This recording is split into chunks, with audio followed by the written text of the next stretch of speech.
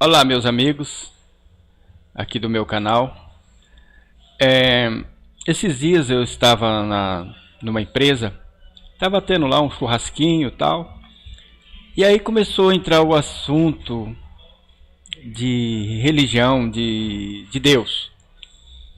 E aí nós começamos a expor algumas coisas da palavra, e tem um conhecido nosso, há muitos anos eu conheço ele, ele disse para mim, ele disse assim: Zaqueu, essas conversas só confundem a nossa cabeça, a nossa mente. Que uns dizem uma coisa, outros dizem outra, né? Eu disse para ele: amigo, é confundido porque nós não conhecemos a palavra, porque nós não vamos para as escrituras. Por isso é que nós somos confundidos. Nós acreditamos em tudo, mas não vamos para as escrituras. E hoje o que eu mais vejo, gente, aí eu disse para ele, disse para o pessoal que estava ali presente, eu falei, no meu caso eu tenho uma grande dificuldade, porque eu já li as escrituras dezenas e dezenas de vezes. E toda vez que eu leio ela, eu descubro que o sistema, os ensinos, está tudo errado. Mas aí você pode estar se perguntando, você é o sabichão? Não, é porque eu tive a fome da palavra, de conhecer, porque eu via tantas coisas como ele dizia que confundia a mente. E como eu já fiz um vídeo dizendo que chegou uma época que eu quase perco a minha fé, eu fui para as escrituras, estou até hoje. E eu vejo que muitos pregadores ensinam completamente, eles mesmos não procuram examinar as escrituras, eles apenas dão continuidade àquilo que eles aprenderam na faculdade de teologia, o que eles aprenderam dentro do próprio sistema da religião deles. Eles dão continuidade àquele erro. Mas quando nós conhecemos a verdade nos liberta. E eu quero fazer uma reflexão hoje num pequeno texto da palavra, que se encontra no livro de João, no capítulo 4, versículo 34. E o interessante aqui é que até os discípulos tiveram uma dificuldade muito grande de entender a linguagem do nosso Salvador, porque eles ainda estavam em fase de crescimento espiritual. Então eu quero fazer a leitura nesse texto, capítulo 4 de João, e versículo, eu vou começar no versículo 33, para nós entendermos aqui o contexto. Então os discípulos diziam uns aos outros: trouxe-lhes porventura alguém algo de comer? Os discípulos estavam falando: será que alguém trouxe comida que vai lá para o estômago?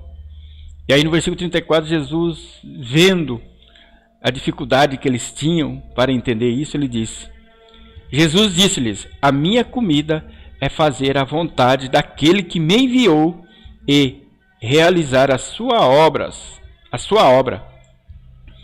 Como eu já fiz um vídeo sobre aquela oração do Pai Nosso, né? Pai nosso que estás no céu, dá-nos hoje o pão. As pessoas entendem que é o pão que os discípulos falaram aqui no versículo 33, o pão de comida.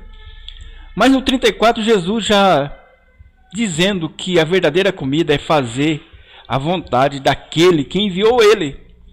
E nós devemos fazer a vontade daquele que foi enviado, que foi Jesus.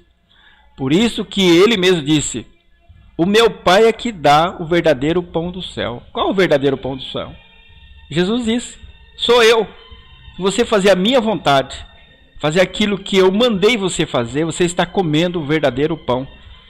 Mas as igrejas hoje têm grande dificuldade para explicar isso, porque eles só pensam nas coisas terrenas. Então, meu amigo, aí eu estava lá, nós estávamos conversando sobre as coisas espirituais, e tinha várias pessoas que frequentam igrejas e tal. Aí eu disse para um jovem, né, ele tem um cargo importante lá na empresa, eu falei: você sabia que Jesus proibiu nós de pedirmos bens materiais? Não, verdade, está na Bíblia. Eu falei: tá. Jesus, quando falou: não andeis ansioso por isso, por aquilo, leia lá. Ele ficou admirado. Por quê? Porque nas igrejas ensina exatamente o contrário da palavra. Enquanto que o nosso Salvador, ele falou que nós devemos seguir o exemplo dele. Qual é o pão nosso? Fazer a vontade de Deus. Eu já fiz um vídeo sobre comer a carne e beber o sangue. Só você ir aí e pesquisar no nosso canal. Mas Nós temos dificuldade porque as pessoas estão com a mente no sistema que ele aprendeu, nos bens, nas coisas terrenas. Então eu gostaria que você, que assistiu esse vídeo, você meditasse, leia João capítulo 4, versículo. Você pode começar no versículo 31, né? No 31 diz assim: entretanto seus discípulos lhe rogaram, dizendo: Rabi, come. Então os discípulos queriam fazer igual os pastores estão fazendo hoje, busca comida terrena. E aí no 32 ele porém lhes disse: uma comida tenho para comer, que vós não conheceis. Quantas pessoas não conhecem a verdadeira comida espiritual? E aí tem o versículo 33, né? Eles não entenderam nada, mas você hoje está recebendo um pouquinho de conhecimento. Basta você examinar esses textos. Eu gostaria que você pensasse nisso.